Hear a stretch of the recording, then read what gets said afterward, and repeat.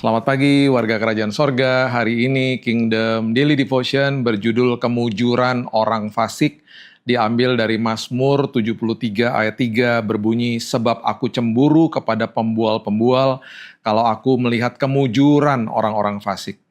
Nah, banyak orang pastinya sering mempertanyakan ini, mengapa Tuhan membiarkan hal baik terjadi atas orang jahat atau orang yang bukan percaya, belum percaya sama Tuhan, gitu ya.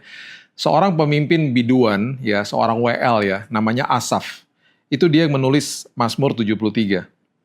Dan itu adalah kalimat yang dia katakan barusan. Mengapa ada kemujuran bagi orang fasik? Pertanyaan kita hari ini, mengapa Tuhan memberkati orang jahat? Itu adalah ungkapan hati kita lah ya hari ini ya.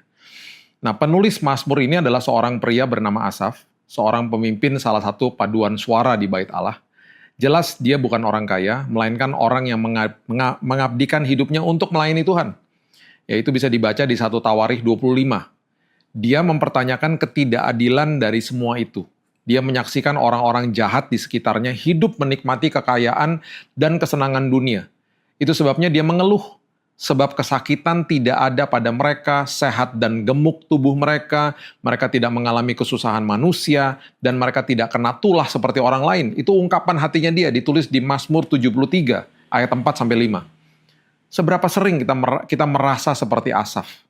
Kita merasa bahwa kita sudah mendedikasikan hidup untuk melayani Tuhan, hidup benar, tetapi kemudian kita menyaksikan orang-orang fasik di sekitar kita mendapatkan mobil baru, rumah mewah, promosi, keberuntungan. Sementara kita berjuang secara karir, finansial, rumah tangga, bahkan kesehatan kita berjuang di situ.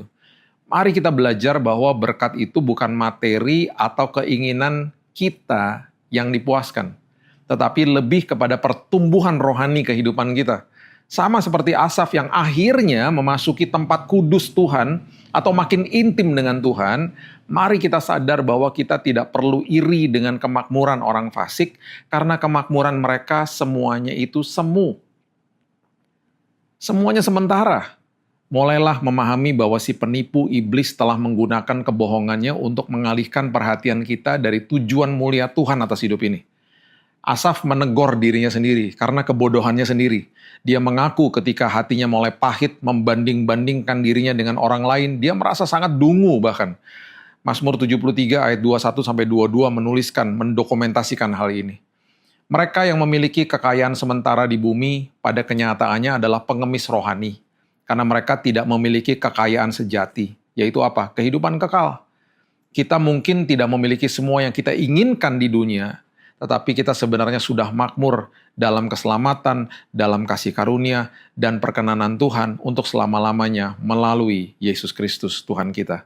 Setiap kali kita tergoda untuk mencoba jalan lain, kita harus ingat bahwa jalan yang lain adalah jalan yang buntu. Matius 7 ayat 13.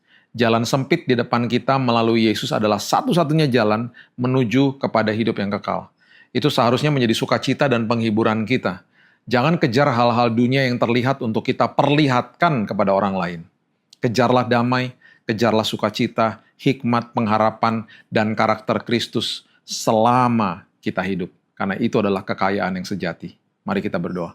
Terima kasih Bapak yang baik, kami belajar dari tulisan pemimpin biduan, seorang yang bernama Asaf, yang sama seperti kami, mungkin mengungkapkan isi hati kami, mengapa engkau berkati orang-orang yang fasik. Mengapa engkau memberikan kemujuran bagi orang-orang fasik?